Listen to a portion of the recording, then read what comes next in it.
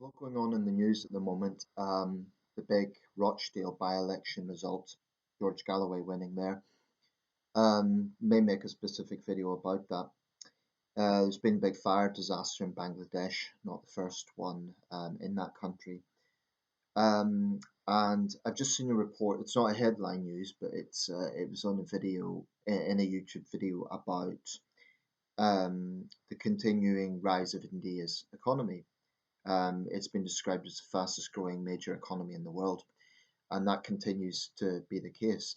In GDP, overall size of GDP, I mean, there's different variants to look at that, but I believe the measures overall size. India is now the fifth biggest economy in the world. It's pushed the UK into sixth place.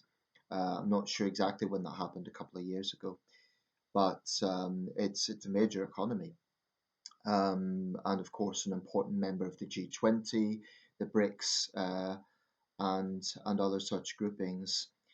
A while back, there was a move for India to be a member of the permanent UN Security Council, and interestingly, the West was pushing for that, something Indian nationalists seem to forget. And that's actually the point I want to address. I'm just going to put my cards on the table here. I'm a little bit tired of Indian nationalists spouting out anti-West and particularly anti-British sentiments. So on this video, it's a BBC video, even though it was a positive report, even on a positive report, they are, getting into hypersensitive um, comments about the British, basically.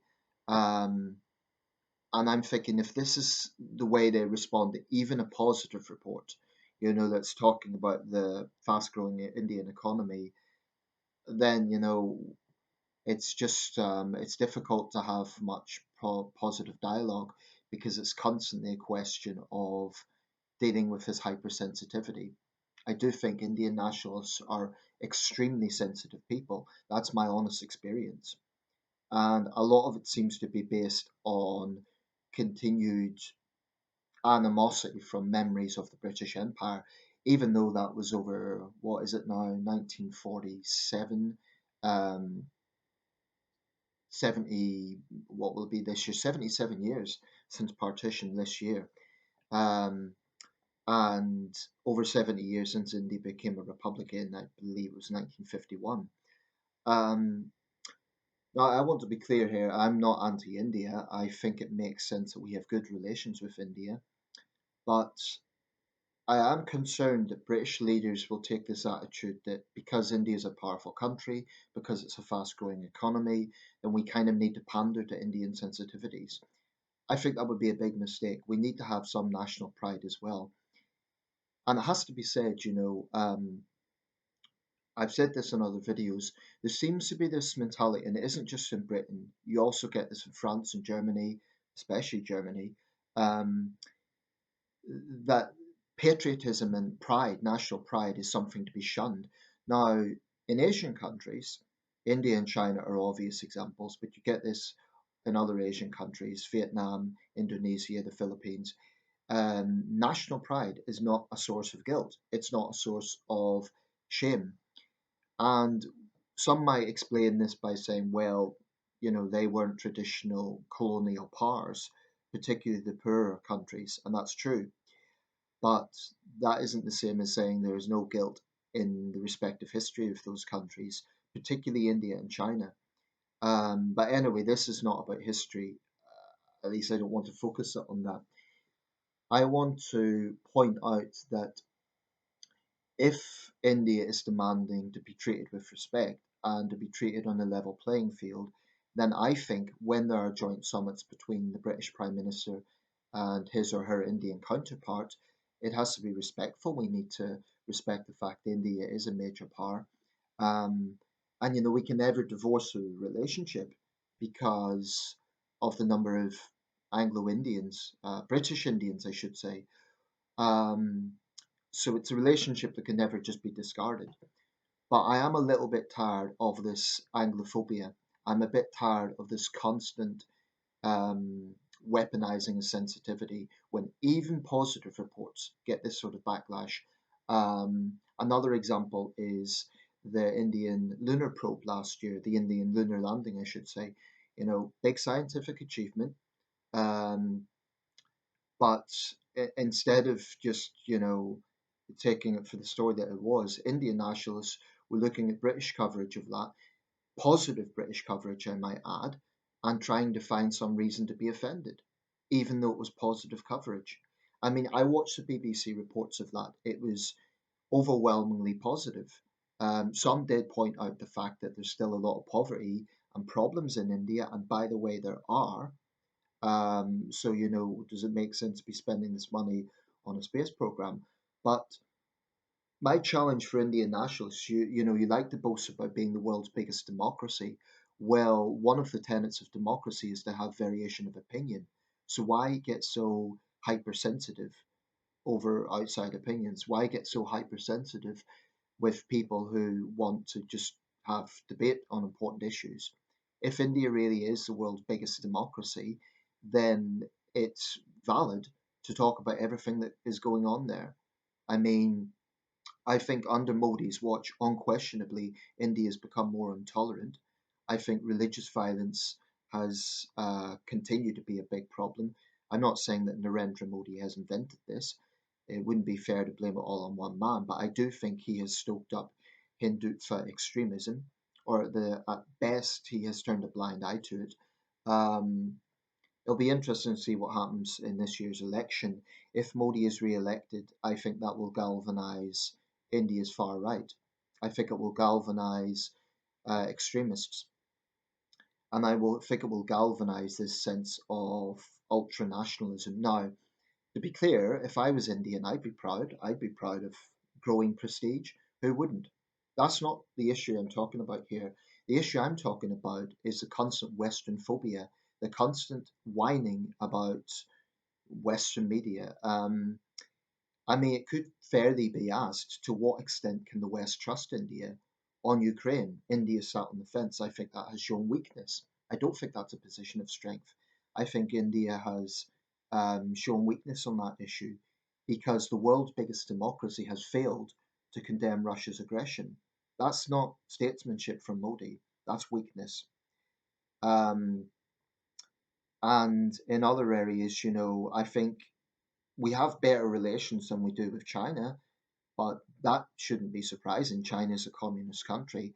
We should have good relations with India. India is a democracy. I want good relations, but I don't think it should be at the point of pandering to sensitivities and just giving the Indian government everything at once. There's certain things in cross relations that both sides can do. I think from our point of view, perhaps we could make easier visa situations for Indian students, for example. I'm okay with that. That's one of the requirements I understand the Indian delegation has made to the UK. But relations with India cannot always be from this question of trying to shame the British and bringing up the empire at every turn. Does India want to look forward or does it want to look back? If it wants to look forward, then respect is a two-way street.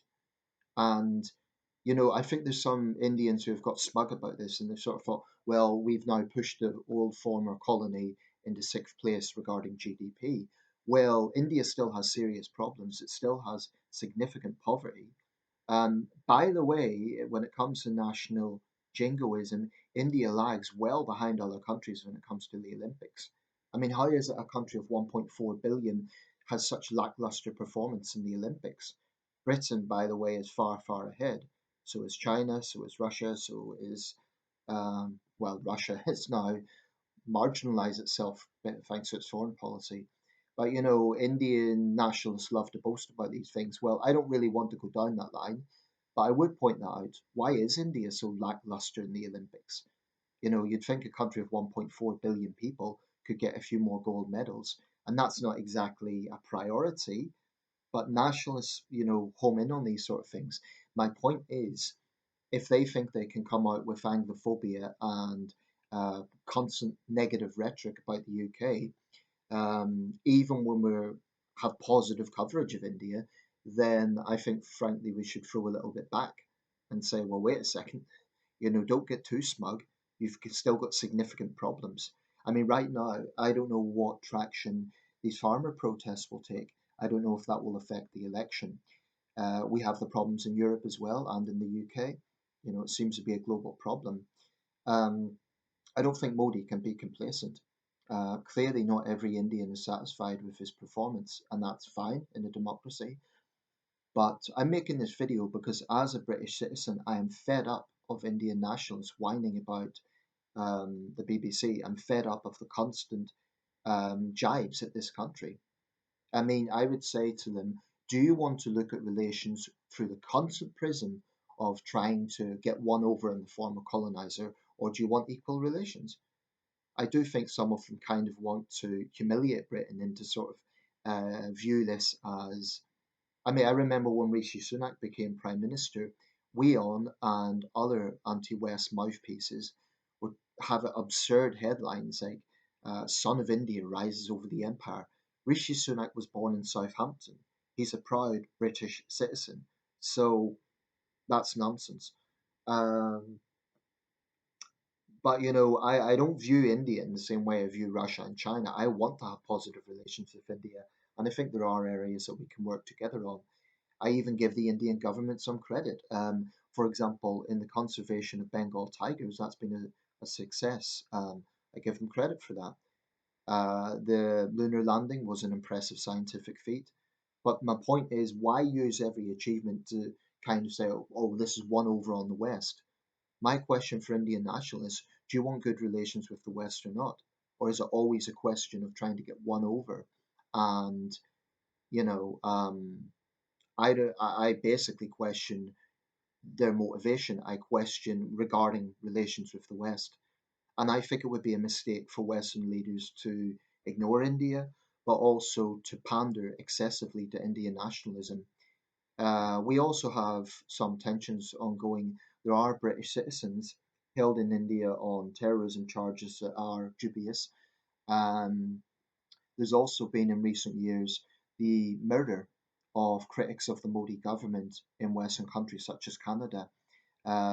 India denies this, but I mean, the Canadians say they've substantial evidence that Indian security services are behind this.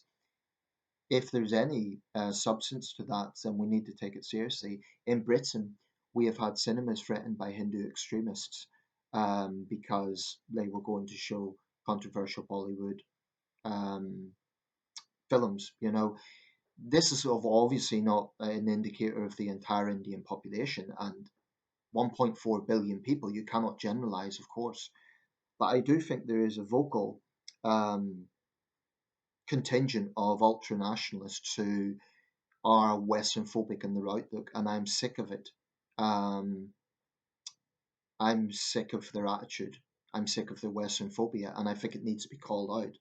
So if I was Prime Minister, I would seek good relations, but behind closed doors, I would be saying, Mr. Prime Minister, you know, Indian networks that support your party are making very, very anti-British sentiments. So, you know, what's your position on this? If India is truly the world's biggest democracy, then it shouldn't get so cagey and so hypersensitive about debate. If you look at the likes of We On News and Gravitas, the West is bad, everything's bad, but India is great. You know, it very much echoes Russia today in that sense.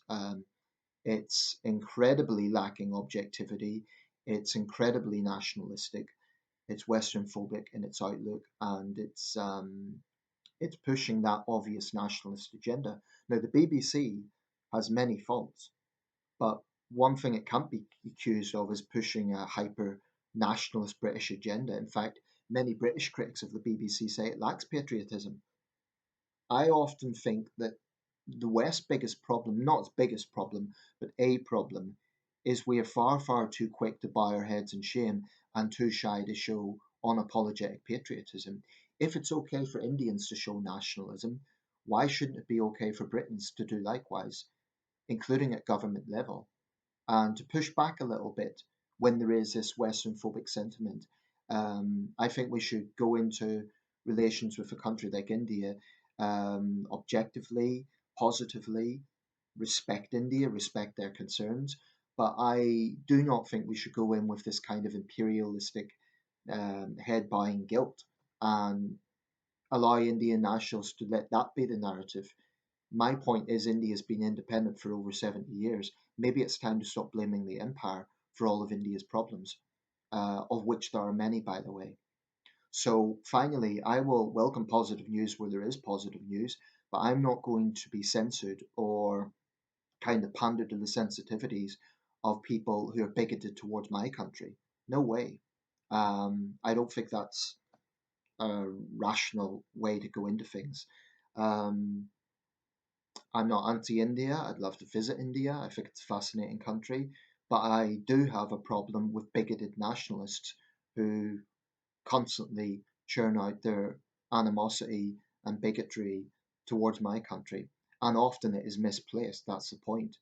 Because, like I say, this report, the thing that seemed to trigger them, these hypersensitive people, is the fact that the thumbnail wasn't to their liking because it showed busy traffic in a street. That seems to be what triggered them, even though the report, and I'll put a link under this to prove it, the report was positive. I mean, that's the crazy thing. If they get so reactionary over a positive report, and what I'm talking about is comments like, oh, the BBC is jealous, the British are jealous. It's like, seriously, get over yourselves. This is a professional report. It's just stating the facts. It's not coming out with any sort of nationalist angle. Why get so sensitive? Why get so Anglophobic about things? It's pathetic. And I'm sick of it. Um, but also, don't be too smug. India has plenty of problems. Yes, India is a rising power. Yes, there's a lot to be proud of. But India also has significant problems. The world's biggest democracy has periodic outbreaks of extreme religious violence. The Delhi pogrom 4 years ago is nothing to be proud of. Indian Christians, Muslims, and Sikhs are increasingly anxious about their situation. So I don't think there's anything to boast about in some of those areas. Yeah, it's my honest opinion. And I'm aware this might trigger some people. I don't care. I do not pander to nationalists who are against my country, whether they be Chinese or Indian or Russian or American or from any nation, quite frankly.